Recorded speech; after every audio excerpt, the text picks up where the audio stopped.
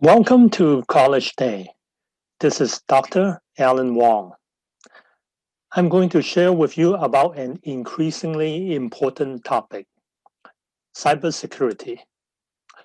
Throughout this talk, you will hear from myself and a few others in the cybersecurity business about why this is important and what it has to do with going to college. Let me begin with an introduction of myself. Again, my name is Alan. I went to San Jose State University for college a long time ago. When I first started, I thought computer is cool. I majored in computer science. But later I realized I did not like programming. I changed my major to study physics because I like to understand how things work. I did not know physics is actually related to how computer works. After graduation, I ended up getting a job to make computer chips. I even invented a few new ideas and got 9 US patents in making chips. Cybersecurity is another subject like computers. Most people working there did not study cybersecurity. They may study a lot of subjects like engineering, business, could be design, or even math, or psychology before getting a job in cybersecurity. Cybersecurity is a multidisciplinary subject. You may learn many disciplines to get a job in there. Well, maybe let me ask you a question. What do you think students like the best to learn about cybersecurity? Do they like to learn it through a lecture, like me teaching? Or would they like to listen to industry expert, like some of these folks we are going to listen to later? Well, actually, here is the answer. Yes, it is true. Kids learn cybersecurity through Minecraft. Yeah, San Jose State students play Minecraft too. Let me start telling you what we do here. Our university has an enrollment of 36,000 students. We are the first public university on the West Coast, started in 1857. We are always known to be the largest supplier of talents to Silicon Valley. That may be our engineers and other professionals that are working in the technology industry. And about our cybersecurity programs, they are spread out in many different colleges. It includes my college, the Professional and Global Education, the Engineering College, the Business College, the Science College, and even our Humanities and Arts College. One of the reasons that we have that many programs among our colleges is we want to diversify the pool of talents that will be supporting the growing cybersecurity industry. First, I want to bring up why cybersecurity and why San Jose State University. I want to share with you first about the high demand of cybersecurity talent in the United States. Just looking at the current workforce, we have almost 1 million in the cybersecurity workforce nationally. And if you look at the number of openings, current openings, we have over 500,000. Overall, in the whole country, the supply of cybersecurity worker has been low. And in particular, as you can see, in a number of states, the demand is actually very high. These cybersecurity jobs spread across cybersecurity engineers, cybersecurity analysts, network engineers or architects, cybersecurity consultants, cybersecurity manager and administrators, system engineers, and there are actually many titles that are listed within the cybersecurity industry. I want to bring it closer to show you in the San Francisco Bay Area. where San Jose State University is. If you look at the San Jose and Sunnyvale, Santa Clara area, which is closest to us, there are over 13,000 current job openings. A little further north from us in San Francisco, San Francisco, Oakland, Hayward area that covers San Francisco and our East Bay area. There are over 18,000 current openings. And then if you look at overall in our state of California, the current job opening is over 72,000. So just looking at California as a whole, the demand is definitely very high. And again, that's one of the main reasons for us to focus on growing the cybersecurity talent, because this is in high demand in the United States. Although I do not have the exact figure currently in front of me, but we were told that globally, the demands in cybersecurity talent is in the number of millions. As we know, this is a growing field, and in light of the growing online access, the need for cybersecurity is tremendous. So San Jose State University is glad to be taking an extra effort to build up those talent. I would like to share with you a little bit about the offering that we have at San Jose State University. So this is just one of the popular program. It's our Master of Science in Software Engineering with a specialization in cybersecurity. Since we're a school in Silicon Valley, we're glad that we are able to take advantage of a lot of these subject matter experts that we have in the industry. So most of these courses in the program is taught by our professor as well as industry experts. So in order to accommodate a lot of the interest from our local industry, our course delivery included on-site in Santa Clara and online lectures on Zoom.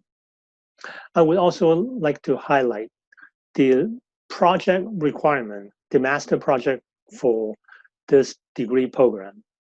A number of our master degree program has this master project, and a lot of times these projects are coached by our industry partners. This is one way that we try to bring our students close to the industry and also get the industry expert to work directly with our graduate students. Another area of interest, again, is our industry partnership. For example, Trend Micro is one of our industry partners that work very closely with us. Not only do they give us advice on our program curriculums, they also work with us in a number of different areas. For example, they have run a lot of outreach program on our campus. They are involved with our Women in Leadership League, which develop women leaders among our student groups. They also work with us in summer boot camps and train our students for the future cybersecurity workforce. More recently, we get Trend Micro to donate one of their DDI 4100 network detector to us. So it's currently installed at our data center, and we plan to use it for our computer engineering, network security, and information security classes. So this new system will also be used in our network security research and also in our future boot camps. San Jose State University and IBM also announced a strategic partnership late last year. It was covered in the local news as well as a signing ceremony with our president and the IBM vice president last year. In this strategic partnership, San Jose State University actually will develop the IBM Academic Initiative as well as the IBM Skills Academy. The academic initiative has an estimated value of $5 million. That includes access to a lot of the IBM industry that will be used for San Jose State students and faculty for teaching and research. In the Skills Academy, there is a pilot group of faculty that will be developing various new technology. One of those is including the creation of a cybersecurity training center. I want to bring your attention to another effort that we have at San Jose State University. This is our Cyber Aware Day. Our Cyber Aware Day is organized in response to the National Cybersecurity Career Awareness Week. The Awareness Week is an initiative organized by the National Institute of Standards and Technology, NIST, NIST. It is a national body under the Department of Commerce that focuses on the U.S. cybersecurity development. It encouraged academia and industry and government to work together to grow the future cybersecurity talents. In our Cyber Aware Day, we work with various industry. So we try to bring in speakers from various industry to represent the interests, not only from technology industry, but also from other companies that are making use of the security applications. I want to highlight the panelists that we had in the Cyber Aware Day last year. So as mentioned, we have Lockheed Martin. So Darren is a senior manager in the classified compliance area. Felix is the chief legal officer and also the executive vice president in global policy and compliance. Sumin, who served as our moderator, is from Opportune, a financial firm, and her role is in cybersecurity program engagement. Kevin is a staff engineer from Splunk. And Kathy, the CEO of Tutum Gene, a startup bioinformatics company. As you can see from all these professionals in the cybersecurity business, you can see that there are many different roles. And now I think it's time for me to bring someone from the industry who has many years of experience to talk a little more about what he sees in cybersecurity business. We are glad that we have John Clay from the Global Threat Communication Group. He is a cybersecurity expert with over 24 years experience in the industry across many different areas in sales engineering, training, product marketing, PR. He's an evangelist, a public speaker, right? And basically, right, the whole spectrum about this industry. I started, actually, Dr. Wong mentioned I'm 24 years in cybersecurity, and a bit of an anomaly because it's been, I've been 24 years all with Trend Micro. So it's, I've had numerous job opportunities inside Trend Micro to do different types of things. So, and what I've found over the years is cybersecurity is a very resilient industry, and there are just too many different types of jobs and roles that you can play in this industry that makes it very exciting. It always changes, and that's the one thing, you know, I've noticed that, and why I continue to really enjoy working in this industry, because it is always changing. And I'll talk in my deck here, I'm going to talk a little bit about the malicious actors, the different types of actors that we deal with, and the one caveat is that they always change. They will always try to figure out ways to get around our security controls and everything that we're doing as an organization to combat them. So who's committing these attacks, right? We hear about all the different types of attackers. A lot of them are pretty similar in nature. A lot of them are regularly heard about in the news, but there might be some here that you may not be familiar with. But one thing that we always talk about is if you're in cybersecurity, you do have to think about who is targeting your organization, who's targeting your computer, and think about the types of attacks, what's their motivation, and that can help you actually build defenses and build an understanding of what to do around it. First and foremost, you know, we see cyber criminals. These are probably the majority of who we see and we deal with on a regular basis.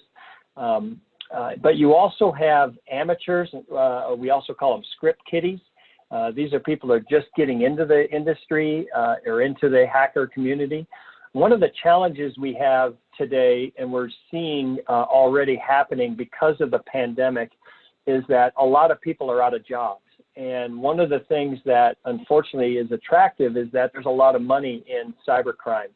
And so we're seeing more and more new people coming into this industry, especially from a lot of the regions of the world where it may be difficult to have a job or it's difficult to make a lot of money. Whereas, you know, if I launch a social engineering attack, business email compromise attack against an organization, I could garner, you know, on average, I think the FBI says it's around 100,000 for each of those attacks. So, you know, that kind of money in Africa, for example, can go a long way. So amateurs tend to be always coming in. Competitive spies, we see a lot of competitive spies out there. So people that attack, they're going to steal a lot of intellectual property and maybe then sell it to a competitor. Hacktivists, see a lot of the hacktivists. You may be familiar with the organization called Anonymous. These are folks that don't necessarily want to steal money or anything. They're more interested in either defacing websites of organizations that they don't agree with or doing some kind of malicious action that way. Nation states, these are definitely areas that are a concern, obviously. Probably the elite hackers of the world belong to the nation states. They're very well funded. They can obviously create stuff that can go unnoticed and undetected for a long period of time. So it's very difficult to deal with nation states attackers. But again, you know, these are just some of the different types. Oh, and I mentioned insiders. Insiders are probably the hardest to detect because, again, if you are a trustworthy organization, you're probably trusting your own employees. And if you have a rogue employee who has access, and again, that's part of the challenge, is they usually have access to the systems and the information that they are stealing and working with another group out there. So these are just some of the attackers, again, thinking about, you know, what they do, what their motivations are. If you're not familiar with the Verizon DBIR, that's their data breach information report, they do one every year. I highly recommend you go to the Verizon website and download their report every year. It's a great informational tool for you to help understand what's going on out there in the world. But they break it up into many different places. But I added this chart because it talks about top actor varieties and breaches. So if a breach occurs, who committed it? And you can see here organized crime is number one. Again, organized crime, and a lot of people think about organized crime as drug cartels and the mob doing drugs and prostitution or something, but almost all organized crime now has a cyber arm associated with it because cyber crime is so lucrative and it's making a lot of money for these organized criminal gangs. So organized crime is a big challenge for us. These are the cyber criminals that we mentioned in the early one. Nation state or state affiliate is number two. Other system admin, these are more the insiders, end user, kind of insider people. Unaffiliated, these would be kind of the lone wolves out there that would be targeting organizations just for, mostly again for profit, and doing these attacks. So what are some of the motivations? There, you know, I have 3 here, but there's going to be a lot of other different types of motivations. But if you break it down, you can probably break it down into espionage. So these are motivation is to steal data, steal information, intellectual property from a business or an organization, steal information about people's information, you know, employee information, etc. So espionage is one. Financial gain is probably the biggest. So I'm trying to do attacks that are financially motivating and bring me money. That's the majority of what we see. And then the third one is disruption. And again, this is probably more like the hacktivists who are trying to disrupt an organization's website. It could be a nation state trying to disrupt a critical supply chain in a critical infrastructure, but disruption is another option. Another thing you can think about is in terms of disruption is maybe disrupt the network and what's going on in order to do something else. We see that a lot of times. So like ransomware today is in a lot of cases maybe being used to hide a different activity that they're doing inside the network, because ransomware is very visible. It's something you can see, you can feel, etc. But they may be doing something and they're using that as a way to get to steal data and doing espionage. So you could see multiple of these working at the same time and in the same campaign against an organization or a person out there. So let's shift now to the threat landscape. And before I get started, I do want to highlight something here. If you look at the picture on the screen right now, you see kind of this branch with flowers. And one of the things that we've done as an organization is we've tried to make cybersecurity beautiful. And how we did that is we actually hired a number of digital artists who we gave them a bunch of our own data, and they created these pictures from our data. So this picture is not just somebody painting a picture. It's actually a picture of data that was found that we gave to an artist, and when the artist was able to develop this thing, and we have a whole lot more. If you go to our website, there's a whole section on making cybersecurity beautiful. You can see all the digital artwork. So again, if you're a fledgling artist and you want to get into cybersecurity, you can do something like this and potentially work with an organization like Trend Micro and help us in that area. But this is kind of an evolution, and you can see, I mentioned at the very beginning, one of the things that always happens is change, right? The threat actors are going to change regularly what they are introducing, what they're using to target organizations, and you can see a representation right here. So if you look at like in 2001, we started to see worm outbreaks, vulnerabilities starting to be utilized and exploits of vulnerabilities.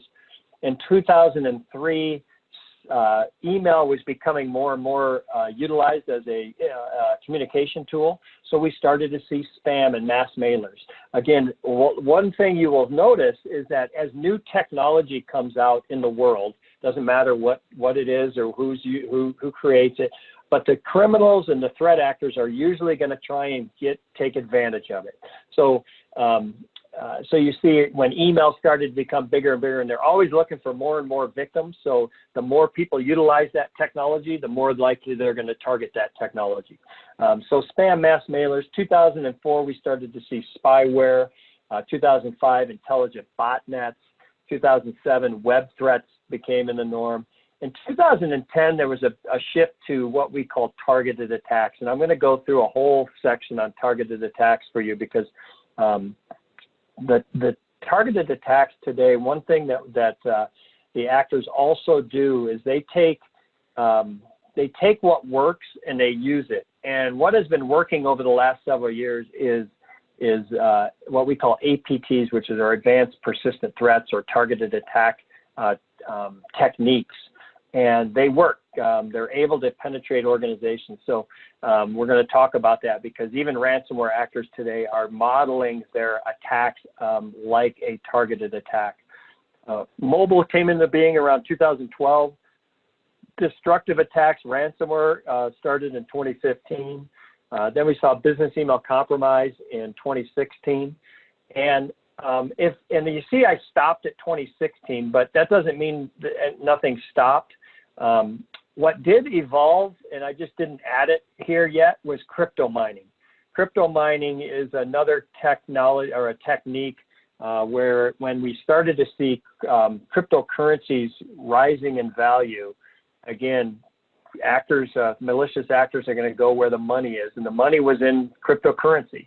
So they started mining cryptocurrency using machines that they compromised and from others, because they didn't want to buy their own machines to do the crypto mining or buy a server farm. They just go and infect an organization's servers and use those systems to crypto mine. We even see it in the IoT devices. They're now utilizing mobile phones. They're using IoT devices to actually mine cryptocurrency.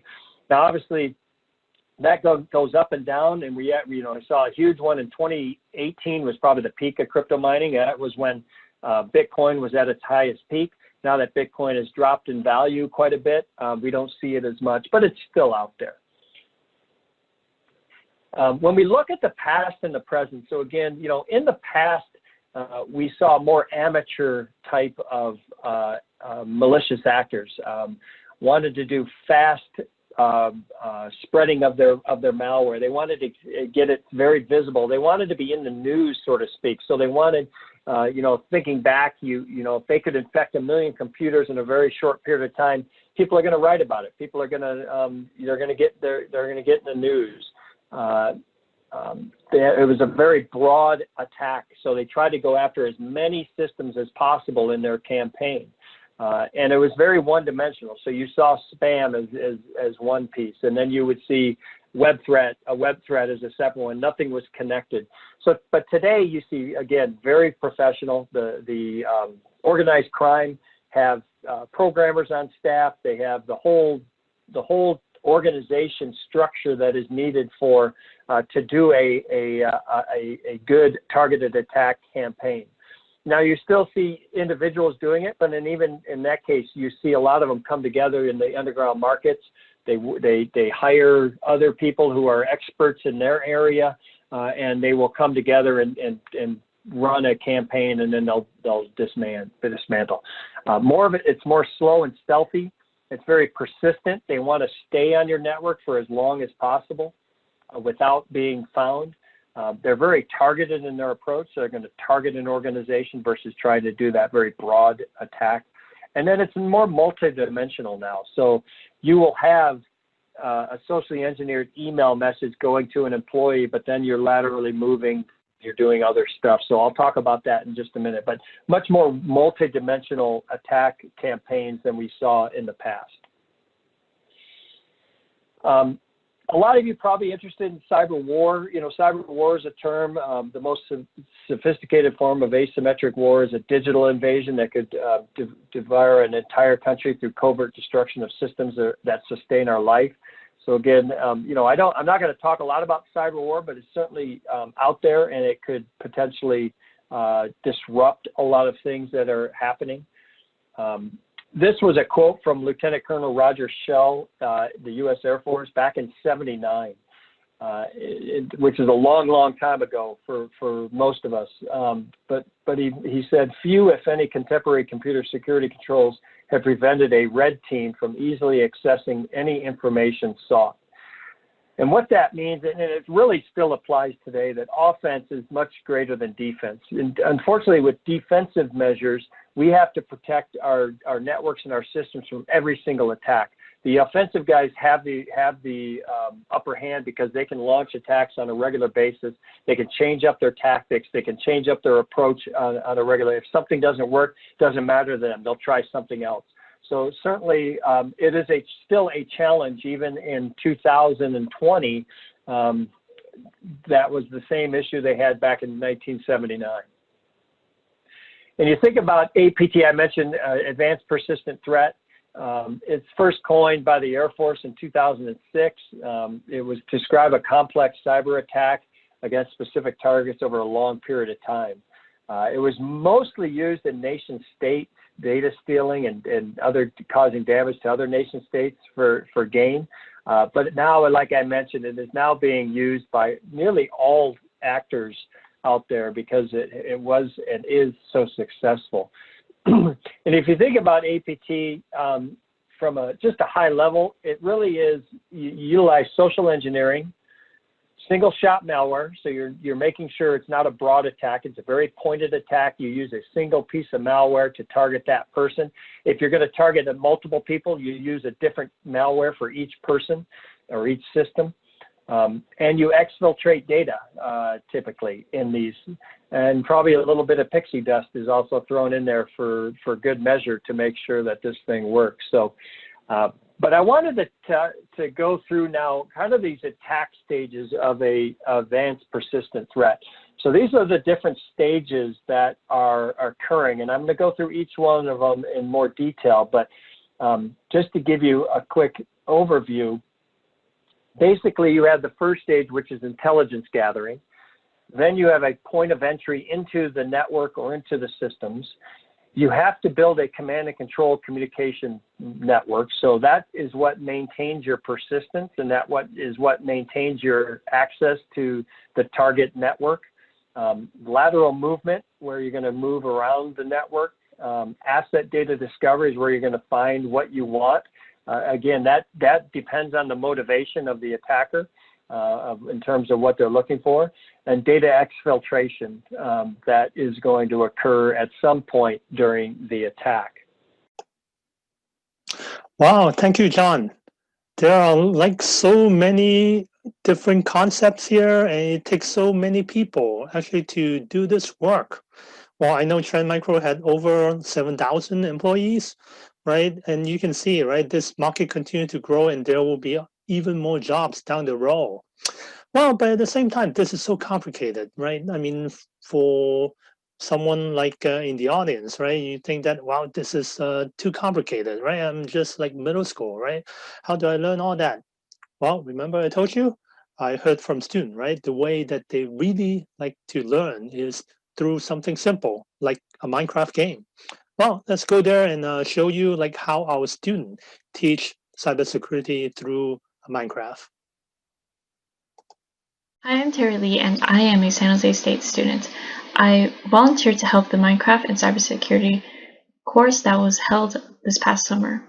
The course was co-created by San Jose State University and San Jose Public Library with the purpose of teaching young students cybersecurity concepts and how to stay safe online. So why did we choose Minecraft? So Minecraft can emulate the internet and all its dangers through its hostile characters. For example, creepers, witches, zombies, and chicken jockey could be like the hackers, worms, viruses, and the unfriendly users on the web. The goal of the course is to be able to teach students cybersecurity concepts through gameplay. And some of those concepts could be creating strong passwords, enabling multi-factor authentication, and recognizing malicious emails. So how does this translate over to Minecraft? In the summer, students were asked to create a house in Minecraft, and creating a house requires some basic things. For example, wood, steel, concrete, metal, and so on. That's exactly like creating a strong password. Strong passwords require a certain amount of length. There's also upper and lowercase letters, special characters, numbers, and the list goes on. So students were able to solidify that concept through creating a house. But some recognize that having a house out in the open in Minecraft is probably not a good idea. It's kind of like taping your password onto your monitor. So some students had the idea to camouflage their house, creating that extra layer of security from the dangers in the outside world. And that is like having a strong password manager or multi-factor authentication, where hackers need the password and also the device to verify that the correct person is logging in. Something that students haven't done yet is being able to recognize hostile characters in Minecraft and try to avoid engaging with them.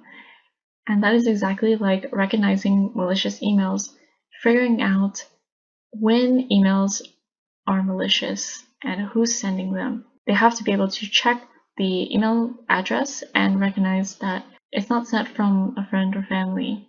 So as you can see, connecting these cybersecurity concepts with Minecraft can help solidify the concepts and make it much more memorable for students. Without further ado, here's the demo of what students did in the summer.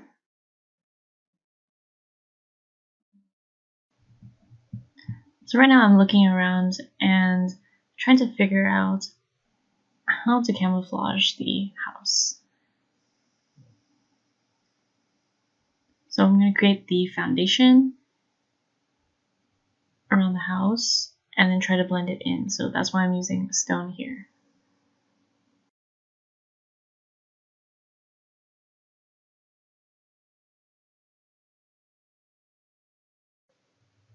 Yes, so basically the inside of these stone walls are where my items will be. So like the bed and other home goods. Kind of tricky playing with a mouse.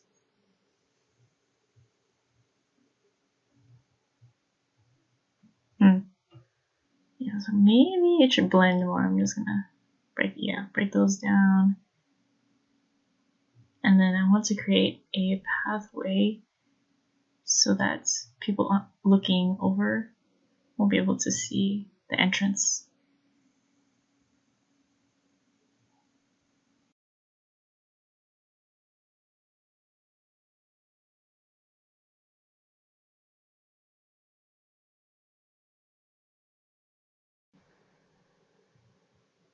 Yeah, this part is just blending in the house. And that's basically what I'm going to be doing for the next couple minutes. Okay, so now I'm going to be creating the inside of the house. So I'm gonna break those down to make a door and then put those items that I mentioned earlier inside. So like the bed, some bookshelf, the furnace, and also the crafting table. Now we're going to add some lights, and then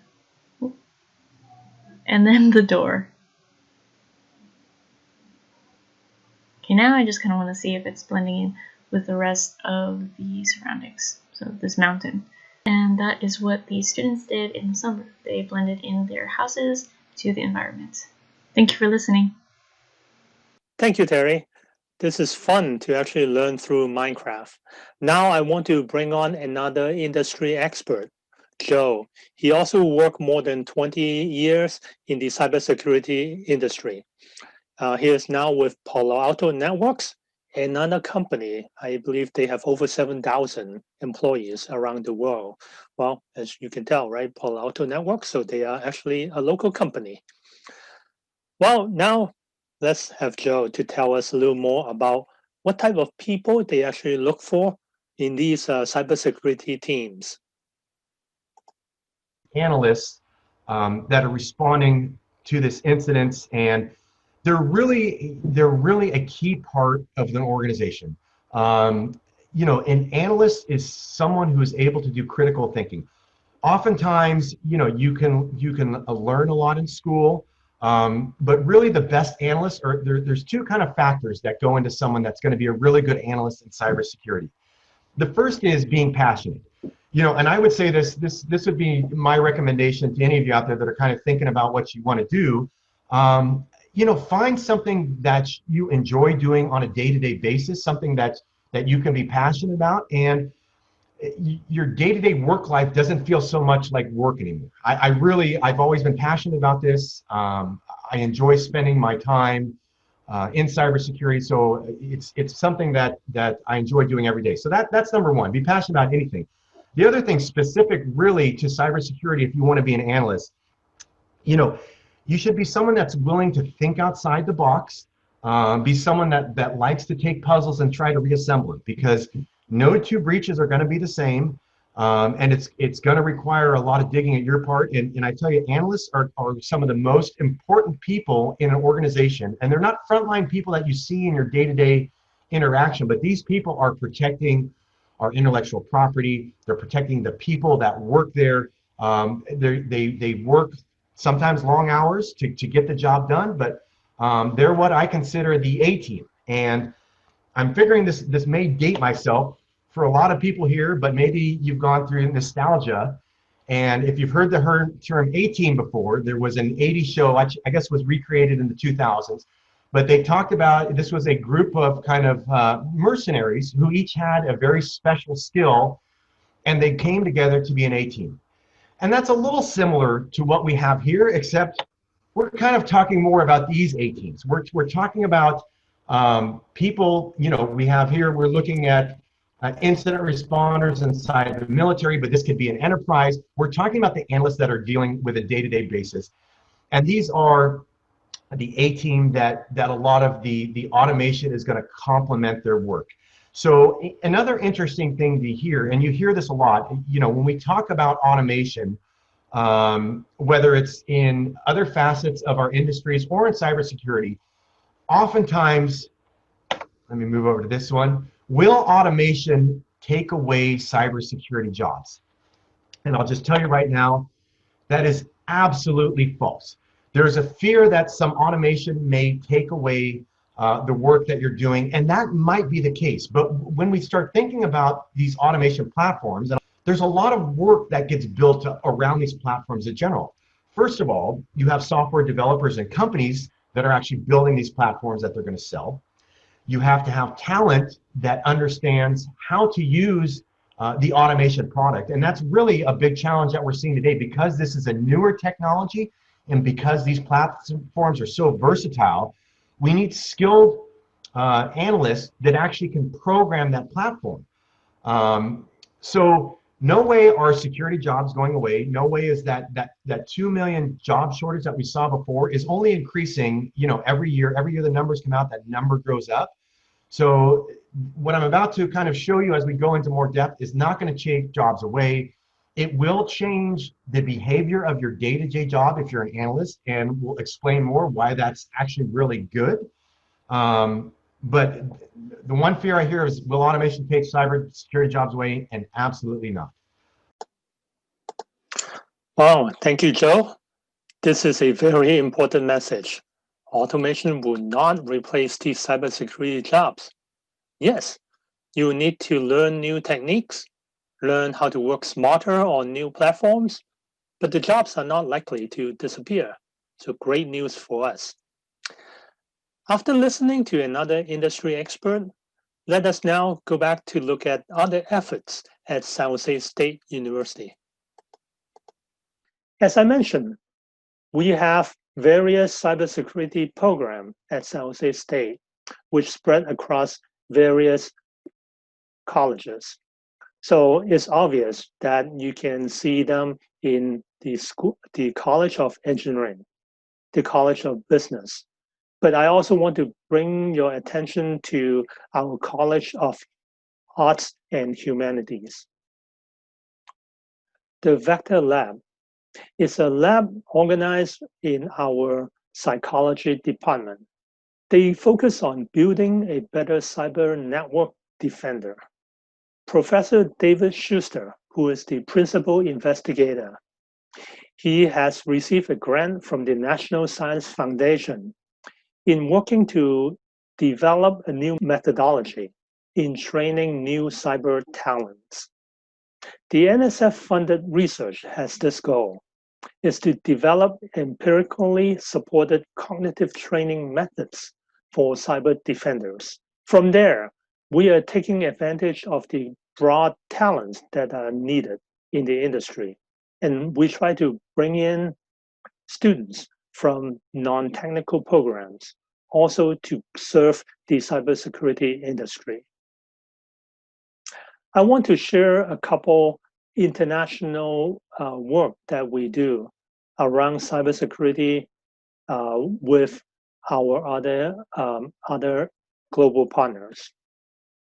The Data Science and Beyond program was part of the Zurich Meet San Francisco, which is a sister city program between the city of Zurich in Switzerland and with San Francisco in the United States. And the Zurich University of Science joined San Jose State University to present this forum. It covers the technical, economic, and societal challenges that are involved in the new big data industry. So this is a sharing among our experts to discuss what it means when we have the big data industry that are now in our everyday life. Another area of work that we do, last year we also have the Korean national agencies to visit San Jose State University to learn about the privacy compliance practice in the United States. We have our San Jose State faculties, and we also have our industry partner, Splunk and Intel, that share their knowledge around this area. We are glad that in this meeting, we are able to bring in the Deputy Director of NICE, Bill Newhouse. He brought us the NICE tutorial around how the United States is using the NICE cybersecurity framework in developing new talents for the industry. Locally, San Jose State also work with our local community to grow the cyber talent. The goal is to close the 3 gaps in the Bay Area around the needs of cybersecurity. That is the local government and small and medium business need. We want to improve the talent to job readiness. And the third gap is to increase the number of women involved in the industry. We're currently in the work of organizing the 2020 Smart City Cybersecurity Symposium. The last global partnership I want to mention is our co-sponsorship of Innovate for Future STEM competition. This is a competition organized by the Hong Kong Electronics and Technologies Association, a local technology industry consortium, which is also one of our global partners. Our goal is to incorporate cybersecurity concepts into the STEM competition. We want students from the early age to get some exposure.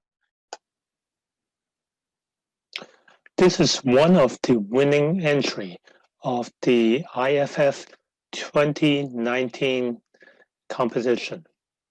You get an idea.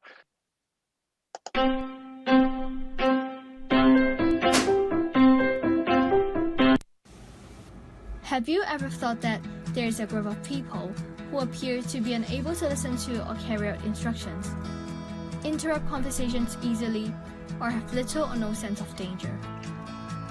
Superficially, others may misunderstand these behaviors as naughty.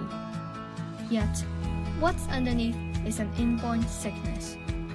They are the people with ADHD.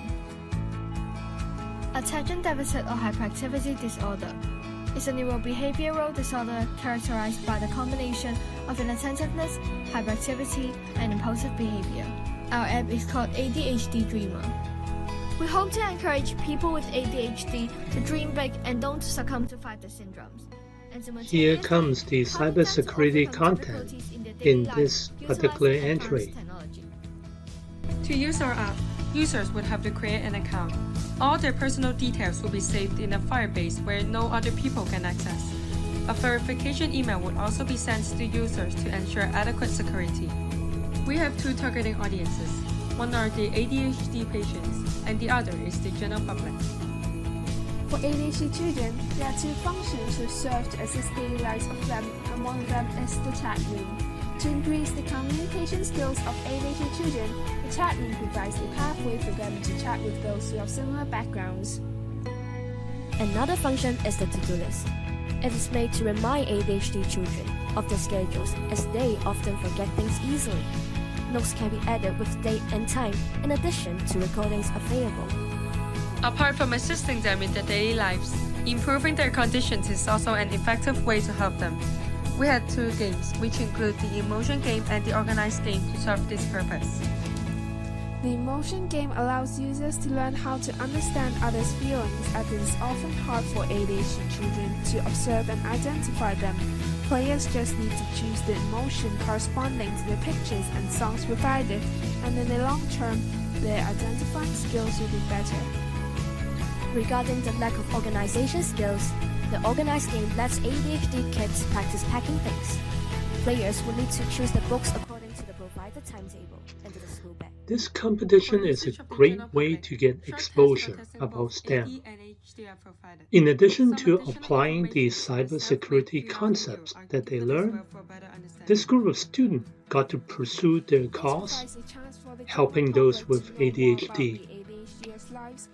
I encourage you all to seek out competitions in your areas about a topic or cause that you care about. It is a great way to learn. Also, late last year, at the National Initiative for Cybersecurity Education Conference, I presented a session in promoting cybersecurity via local and international partnerships. This is the NICE 2019 conference. I share most of the collaborations that are mentioned in this presentation.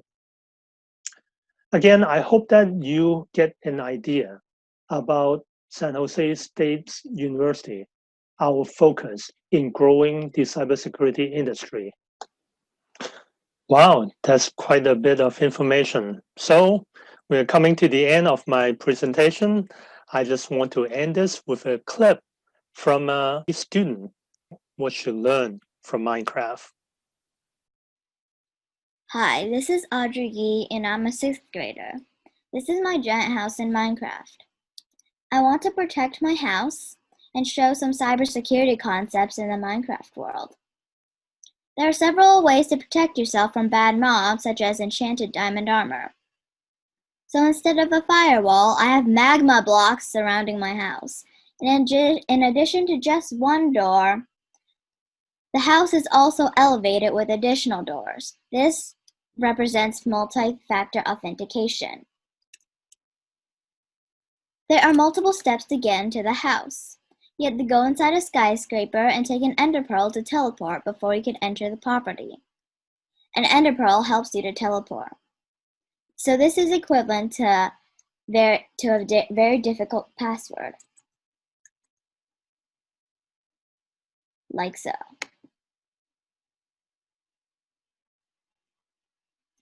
I also have a secured tunnel that can keep bad guys out. I want to protect my house from bad mobs.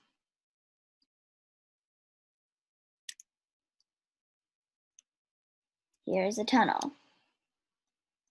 You could see that cybersecurity concepts are similar to how we play the game in Minecraft. Thanks for watching. I hope to see you someday at San Jose State University as you start your college career. Take care.